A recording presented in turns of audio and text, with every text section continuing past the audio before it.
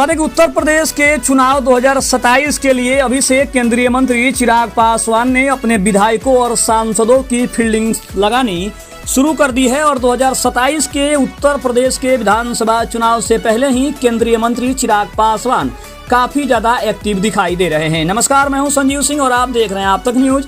अगर आप हमारे चैनल पर नए हैं तो चैनल को जरूर सब्सक्राइब कर लें। में सत्ताधारी एनडीए के घटक दल लोजपा रामविलास ने साफ कर दिया है कि उत्तर प्रदेश के विधानसभा चुनाव 2026 में भी वो भी हाथ आजमाने के लिए पूरी तरीके से अभी से तैयार हो रही है और चिराग पासवान ने बकाया अपने नेताओं, विधायकों और सांसदों की फौज मैदान में अभी से उतारनी शुरू कर दी है। बिहार की राजधानी में धमाल मचाने के बाद अब चिराग पासवान का अगला टारगेट उत्तर प्रदेश होने जा रहा है। केंद्रीय मंत्री चिराग पासवान ने खुद कहा है कि उनकी पार्टी यूपी विधानसभा चुनाव 2027 में हाथ आजमाने जा रही है और चिराग पासवान ने अपनी शुरुआती रणनीति का भी खुलासा कर दिया है। चिराग ने मंगलवार को पटना एयरपोर्ट पर कहा कि बिल्कुल पार्टी लोजपा रामविलास उत्तर प्रदेश में चुनाव लड़ने की तैयारी कर रही है।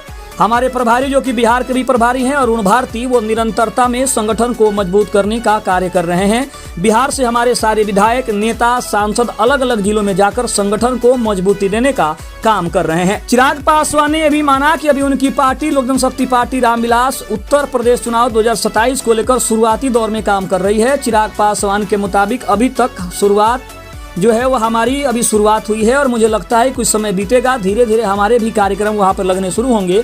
उसके बाद चुनावी दृष्टि से वहां क्या स्वरूप बैठता है उस पर अंतिम फैसला लिया जाएगा। एक तरह से केंद्रीय मंत्री चिराग पासवान ने उत्तर प्रदेश विधानसभा चुनाव में उतरने का ऐलान कर दिया है। इसको लेकर राजनीतिक गलियारों में भी तरह तरह के कयास लगने शुरू हो चुके हैं। माना जा रहा है कि चिराग पासवान की पार्टी दलितों के आधार वाली पार्टियों जैसे सपा और बसपा के वोटों में सेंध मारने का काम कर सकती है। ऐसे में योगी आदित्यनाथ और बीजेपी के लिए यूपी में चुनावी राह आसान हो सकती है। चिराग ने कहा है कि कुछ समय गुजरेगा तो मैं भी वहां पर जाऊंगा और उसके बाद चुनावी दृष्टि से क्या स्वरूप बैठता है उसके बाद फैसले लिए जाएंगे।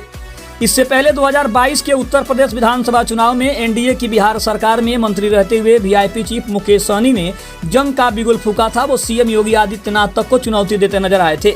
बाद में उनका क्या हश्र हुआ वो किसी से छिपा नहीं है। हाँ, चिराग पासवान के मामले में बात अलग है, वो पीएम मोदी के हनुमान कहे जाते हैं। ऐसे में उनका यूपी चुनाव में उतरने का ऐलान इतना तो साफ बता रहा है कि बीजेपी ने अपनी नई चाल चल दी है।